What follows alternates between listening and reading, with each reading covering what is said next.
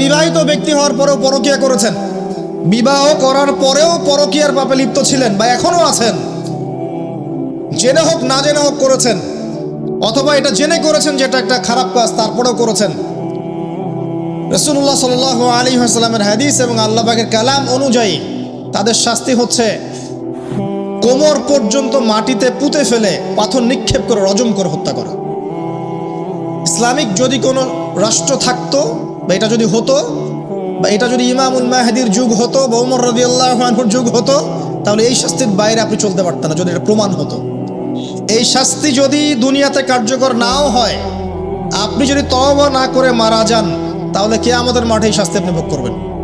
খুব মজা লাগছে পরকীয়া করতে। সকালে একটার সাথে, দুপুরে একটার সাথে, আজকে একজনের সাথে রাত কাটান, কালকে আরেকজনের সাথে রাত কাটান, খুব মজা পাচ্ছেন। রাত্রেবেলা মদ খান আর হোটেলে রাত কাটান, সকালবেলা আবার অফিসে যান। আমাদের শহরের এগুলা কালচার কোত্থেকে আসলো? এই শহরকে পবিত্র করবে কে এবং এই শহরের আসল রূপগুলো স্পষ্ট করবে কারা? খুব মজা পাচ্ছেন এগুলোতে। সুবহানাল্লাহ। একটা বিষয় বুঝাই, ইসলামে কেসাস আছে, কেসাস। মনে করেন আমাকে কেউ হত্যা করেছে, আপনি তাকে হত্যা করতে পারবেন। মনে করেন আপনি কাউকে হত্যা করেছেন, ঠিক আমাদের লজের মধ্যে কেউ যদি কাউকে হত্যা করে তাকে ফাঁসি দেওয়া হয় না, এরকমই কেউ যদি কাউকে হত্যা করে, ইসলামের বিধান কেসাস করা, মানে হাতের বদলে হাত, চোখের বদলে চোখ, কানের বদলে কান, নাকের বদলে নাক, জানের বদলে জান, যদি প্রমাণ হয়। কিন্তু এখানেও হত্যাকারীর বাঁচার সুযোগ আছে। কিরকম? মনে করেন আপনি আমার পরিবারের কাউকে হত্যা করেছেন, আল্লাহ না করুন। এখন আপনি এসে আমাকে ক্ষমা চাচ্ছেন যে আমার ভুল হয়ে গেছে, আমি মুক্তিপণ, রক্তপণ দিব, আমাকে মাফ করে দেন। এখন আমাদের পরিবারে কি আপনাকে বললো ঠিক আছে আপনাকে মাফ করে দিলাম, আপনার কেসাস করার দরকার নেই, আপনি রক্তপণ দিয়ে দেন, তাহলে আপনি বেঁচে থাকার সুযোগ পেলেন। কথা বুঝতে পারছেন? আরেকটা হচ্ছে মুরতাদ। মনে করেন কেউ ইসলামের কিছু বিষয়কে অস্বীকার করেছে, তাকে জেলখানায় বন্দি করে রাখা হবে, সুযোগ দেওয়া হবে যে আপনি কি এগুলো জেনে শুনে বলেছেন নাকি এর উপর অটল থাকবেন না ফিরে আসবেন। সে যদি বলে না আমি তওবা করলাম, আমি এগুলো থেকে ফিরে আসলাম, ও বেঁচে থাকার অধিকার পেয়ে গেল। কিন্তু বিবাহিত ব্যক্তি যারা ব্যভিচার করেছে, বিবাহিত ছেলে বা মেয়ে ব্যভিচার করেছে, তওবা করে যদি ফিরেও আসে, রজমের শাস্তি থেকে বাঁচার কোনো সুযোগ নেই। বুঝাতে পারছি না? একজন মহিলার কথা বলি তাহলে বুঝতে পারবো। এটা একজন মহিলা সাহাবীর ক্ষেত্রেও হয়েছে, একজন পুরুষ সাহাবীর ক্ষেত্রেও হয়েছে। আচ্ছা, পুরুষ সাহাবীর কথা বাদ দিয়ে মহিলা সাহাবীর কথাটা বলি। মহিলা সাহাবী এসেছেন, এসে নবীজিকে বলছেন ইয়া রাসূলুল্লাহ তাহিরনি, আমাকে পবিত্র করুন, আমি একটা অন্যায় করেছি, আমি বিশাল একটা অন্যায় করেছি। নবী সাল্লাল্লাহু আলাইহি ওয়াসাল্লাম বলছে কি করেছো তুমি? তখন সে বলছে আমি জিনা করেছি। নবী সাল্লাল্লাহু আলাইহি ওয়াসাল্লাম বলছেন বাসায় যাও, বাসায় গিয়ে আল্লাহর কাছে তওবা করো, আল্লাহ পাক মাফ করে দিবেন। নবীজি এটাকে হাইড করতে চাচ্ছেন, কারণ কি, যখন আপনি কেস আদালতে নিয়ে যাবেন তখন তো উপায় নাই, আপনাকে তো বিচার করতেই হবে। তুমি বাসায় ফিরে যাও, তওবা করো, আল্লাহ মাফ করে দিবেন। সে মহিলা নাছোড়বান্দা, না আমার বিচার করে দেন, আমার বিচার করে দেন, পরকালে আমি শাস্তি পেতে চাই না, দুনিয়াতে আমার বিচার করে দেন। নবী সাল্লাল্লাহু আলাইহি ওয়াসাল্লাম বলছে তুমি কি গর্ভবতী হয়েছো? হ্যাঁ, জেনার কারণে আমি গর্ভবতী হয়ে গেছি। এরকম হচ্ছে না এখন? আর যে অ্যাবর্শন করছে না, ওই যে ক্লিনিকে গিয়ে, এটাও ট্রেন্ড হয়ে গেছে। হইল, সমস্যা কোথায়? কি এমন হয়েছে? আমার কি কেরিয়ার নষ্ট হয়ে গেছে? ফ্যামিনিস্ট নোংরা মেয়ে কোথাকার। তারপরে এই মেয়ে বলছে হ্যাঁ আমি গর্ভবতী হয়েছি ইয়া রাসূলুল্লাহ। নবী সাল্লাল্লাহু আলাইহি ওয়াসাল্লাম বলছেন বাসায় ফিরে যাও, সন্তান যখন খালাস হবে তারপরে এসো বিচার করে দেব। 9 থেকে 10 মাস সে এই সন্তানকে গর্ভে ধরলো। ধরার পরে সন্তান যখন খালাস হয়ে গেল, সে নবীর কাছে এসে সন্তান কোলে নিয়ে, নবজাতক, ইয়া রাসূলুল্লাহ সাল্লাল্লাহু আলাইহি ওয়াসাল্লাম দরুদ পড়বেন, আমাকে পবিত্র করে দিন, আমার সন্তান হয়ে গেছে এখন। নবী সাল্লাল্লাহু আলাইহি ওয়াসাল্লাম বলছেন সন্তান কি দুধ খাচ্ছে? হ্যাঁ দুধ খাচ্ছে। তাহলে তুমি তাকে দুধ পান করাও। কত বছর দুধ পান করাতে হয়? 2 বছর। 2 বছর দুধ পান করাও, দুধ পান করা শেষ হবে তারপরে এসে তোমার বিচার করে দেব। এবার 2 বছর দুধ পান করানোর পর এই মহিলা এসেছে, সন্তানের হাতে একটা রুটি। নবীজিকে বলছেন ইয়া রাসূলুল্লাহ সাল্লাল্লাহু আলাইহি ওয়াসাল্লাম, আমার সন্তান এখন রুটি খেতে পারে, আমার সন্তান এখন রুটি খেতে পারে, আমার বিচার করে দিন। তখন নবী সাল্লাল্লাহু আলাইহি ওয়াসাল্লাম বলছেন সাহাবীরা তোমাদের মধ্যে কেউ কি আছো এই সন্তানের দায়িত্ব নিবে? একজন আনসার সাহাবী বলছেন আমি দায়িত্ব নিব। তখন এই আনসার সাহাবীর কোলে নবী সাল্লাল্লাহু আলাইহি ওয়াসাল্লাম এই বাচ্চাকে তুলে দিলেন। তুলে দেওয়ার পর খালিদ বিন ওয়ালিদ রাদিয়াল্লাহু আনহু অন্য সাহাবীদেরকে বললেন যাও এই মহিলাকে নিয়ে যাও, কোমর পর্যন্ত গেড়ে দিয়ে রজম করে হত্যা করো। এবার এই মহিলাকে নিয়ে যাওয়া হচ্ছে, একটা কথা বানিয়ে বলছি না, এই আপনার আলেম ওলামা যারা আছেন জিজ্ঞাসা করবেন কওমি মাদ্রাসার।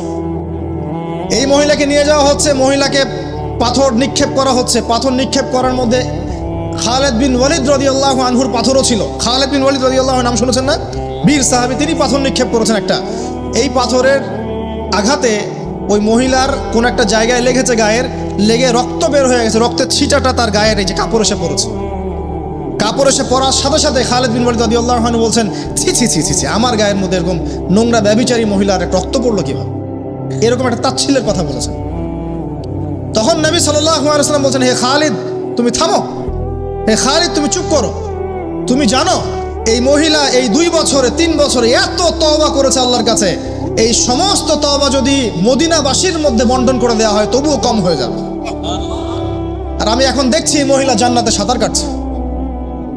আমি বুঝাতে পারছি না আপনাকে প্রিয় বোন, প্রিয় ভাই, যারা বিবাহিত হয়ে ব্যভিচার করছেন, জেনা করছেন, তিনি তওবা করেছিলেন, তওবা করেছেন, আল্লাহ পাক মাফও করে দিয়েছেন, জান্নাতে চলে গেছেন, কিন্তু পৃথিবীতে তার শাস্তি কায়েম করা হয়েছে। বিবাহিত ব্যক্তি ব্যভিচার করে ফেললে তার পৃথিবীতে বেঁচে থাকার অধিকার সে হারিয়ে ফেলে। আর এই পাপটাকে আমাদের সমাজে এত সহজ বানিয়ে দেওয়া হয়েছে, যে যার সাথে ইচ্ছা পরকীয়া করতে পারে। মেয়েও করছে, ভাবিও করছে, শালিও করে, দুলাভাইও করে, সবাই আমরা পরকীয়া করতে যাচ্ছি। পরকীয়ার সয়লাভ বন্ধ করতে হবে, পরিবারে পর্দা কায়েম করতে হবে, অপসংস্কৃতি ঠেকিয়ে দেন, এইগুলা চ্যানেলগুলো বন্ধ করে ফেলেন বাসা থেকে। ইসলামিক সমাজ কায়েম না করতে পারলে আমাদের মা বোনরা সব নষ্ট হয়ে যাবে দিন দিন। আর পরিবারের ইজ্জত যখন চলে যায়, কোনো কিছুর বিনিময়টাকে ফিরে পাওয়া যাবে না। কেন পরকীয়া করতে গিয়েছেন? আল্লাহ, আপনার যদি এতই চাহিদা থাকে আরেকটা বিয়ে করেন না কেন? বিয়ে করতে সাহস কুলায় না নাকি? বিয়ে করলে যে স্ত্রীকে নিয়ে সূর্যের আলোতে ঘুরতে হয়, ওই জন্য ইঁদুরের মতো রাতের বেলা অন্ধকারে আপনি থাকতে চান, সিংহের মতো সকালবেলা সূর্যের আলোকে স্নান করতে পারেন না। কথা বুঝতে পারেন না? বিয়ে করলে স্ত্রীকে নিয়ে পুরুষের মতো, সুপুরুষের মতো সূর্যের আলোকে আপনি হাঁটবেন রাস্তায়, কাউকে ভয় করবেন? আপনার মতো কোনো ভয় কাজ করবে না। আর এখন আপনি ইঁদুরের মতো রাতের অন্ধকারে রাত কাটান অন্য মেয়ের ঘরে গিয়ে। এই শহরের এই মহামারীগুলো বন্ধ করতে হবে। আমি এই শহরের একজন শুভাকাঙ্ক্ষী বাসিন্দা, আমি এখানকার, আমি আমার চোখ দিয়ে যা দেখছি এটা দেখার পর চুপ থাকতে পারি না। আমরা সব জায়গায় জানা দেখছি, মাদক দ্রব্য দেখছি, আর পরকীয়া দেখছি। পর্নোগ্রাফির তো শেষ নাই, প্রত্যেকের ফোনে ফোনে পর্নোগ্রাফি, এভরিবডি। দেখবেন অনেক সময় মাদ্রাসার শিক্ষকের দ্বারা ছাত্র বালাৎকার হচ্ছে, হয়নি? সম্ভব কিভাবে? কারণ ওই শিক্ষক পর্নোগ্রাফিতে আসক্ত ছিল। আপনি চেক করে দেখেন, পর্নোগ্রাফিতে আসক্ত হওয়ার ফলে সে হিতাহিত জ্ঞান হারিয়ে ফেলেছে। সে বাচ্চা, ছেলে বাচ্চা না মেয়ে বাচ্চা, কিছু দেখার সময় নেই। ওই পবিত্র জানোয়ারের যে স্বভাবটা সে আর দমন করতে পারছে না। পর্নোগ্রাফি আর মাদক আর ব্যভিচার, জেনা, ফ্রি মিক্সিং অবাধে আমাদের শহরে। বস্তুবাদী তো আছেই। তো এটাকে আখিরুল জামানের শহর বলবো নাকি আউয়ালুল জামানের শহর বলবো নাকি? শুধু এই শহরের সমস্যা এটা নয়, প্রত্যেক বড় বড় শহরেই সমস্যা। ইভেন এগুলো এখন গ্রামে পর্যন্ত চলে গেছে, এগুলো গ্রামেও চলে গেছে, গ্রামে আরো বেশি আছে। দেখবেন শহরের ছেলেরা তো জিন্স আর টি শার্ট পরা মেয়েদেরকে দেখে অভ্যস্ত না, এরা না একটু কন্ট্রোল করতে পারে। আর যখন একটা গ্রামের ছেলে পর্নোগ্রাফি দেখবে, সে তো আর নিজেকে কন্ট্রোল করতে পারে না। বুঝতে পারছেন না? আমাদের শপিং মলগুলোতে গেলে আমরা দেখি টি শার্ট আর গেঞ্জি পরা মেয়ে ঘুরছে, তাই না? এটা দেখতে দেখতে অভ্যস্ত আমরা, এই জন্য আমরা কন্ট্রোল করতে পারি কিছুটা হলেও, তাই না ছেলেরা? কিন্তু গ্রামের ছেলে মেয়ে যারা, তারা কিন্তু পর্ন দেখলে আর কন্ট্রোল করতে পারে না। এবং গ্রামে ধর্ষণ দিন দিন বাড়ছে, day by day, day by day. এই সমস্যাগুলো বড় বড় প্রত্যেক বিগ সিটিজ অ্যান্ড টাউনে এই সমস্যা, একই সমস্যা। এর ছড়ালো কারা? ওই পশ্চিমাদের থেকে সমস্ত বিশ্বে এগুলো ছড়িয়ে গেছে। এর এমন একটা সভ্যতা যারা প্রত্যেকটা পাপকে গ্লোবালাইজেশন করে দিয়েছে।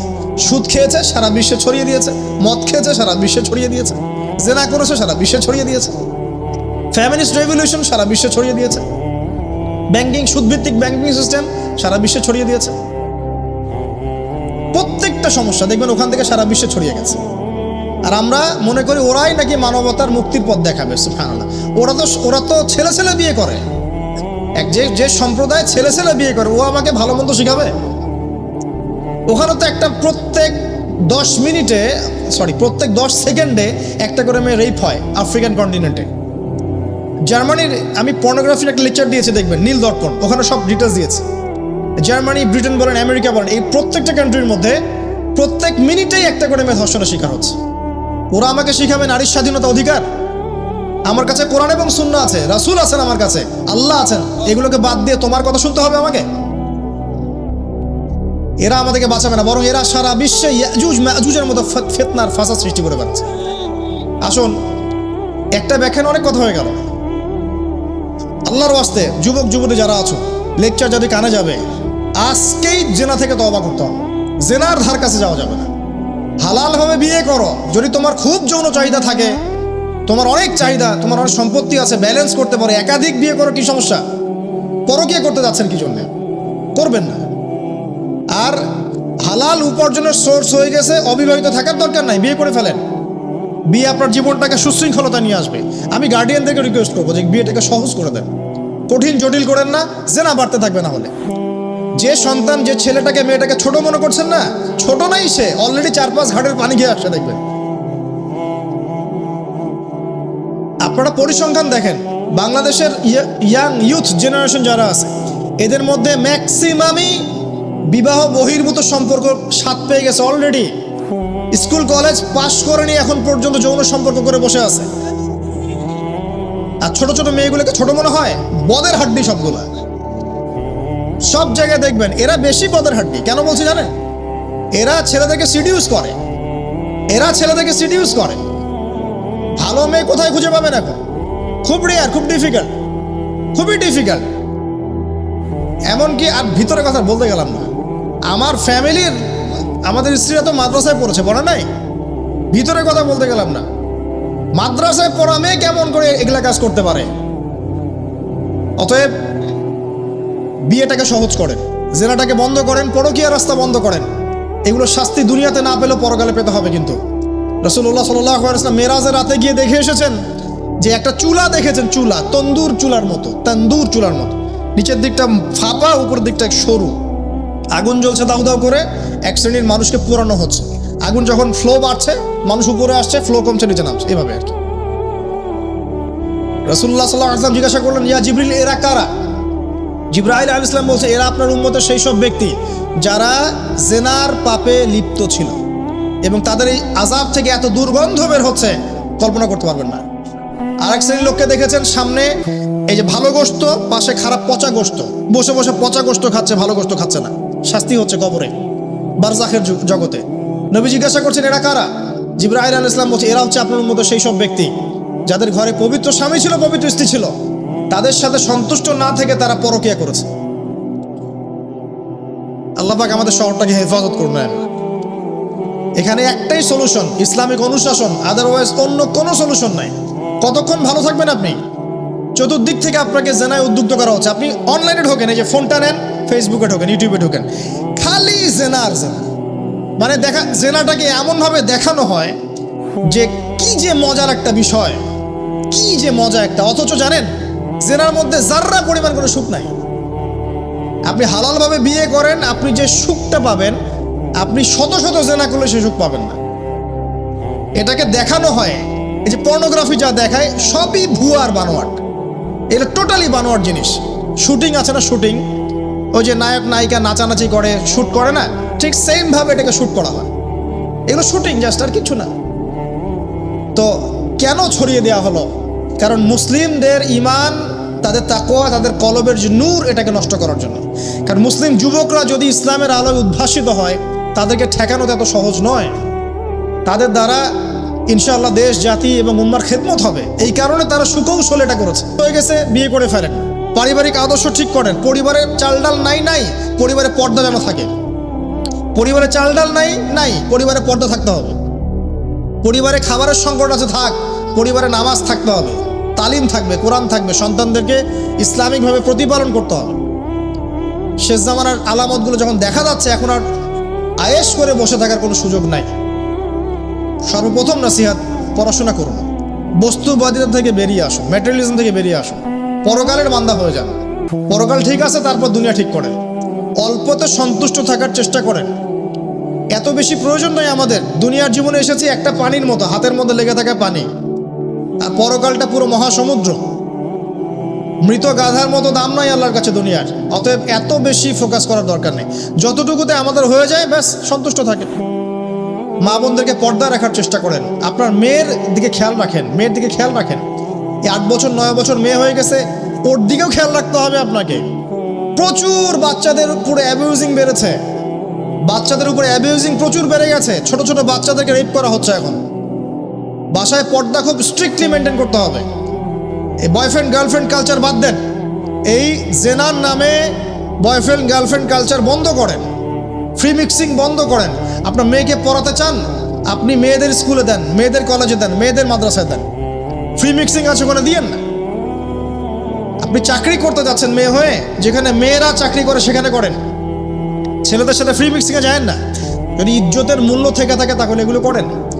আর না হলে ওই যে একটা স্বনামধন্য কলেজের নাম দেখলেন কয়েকদিন আগে, একটা সার্টিফিকেট অর্জন করার জন্যে যদি আপনাকে অন্যের বিছানায় রাত কাটাতে হয়, ওই সার্টিফিকেটের মুখে থুতু দিই আমরা। কোনো প্রয়োজন আছে ইজ্জত বিক্রি করে সার্টিফিকেট অর্জন করতে হবে? আর তোমরা একটা চাকরি পাওয়ার জন্যে অন্যায়ভাবে অন্যদেরকে হল থেকে বহিষ্কার করছো, পিটাচ্ছ, হকি স্টিক দিয়ে মারছো, এর ফল কি তোমাকে পরকালে ভোগ করতে হবে না?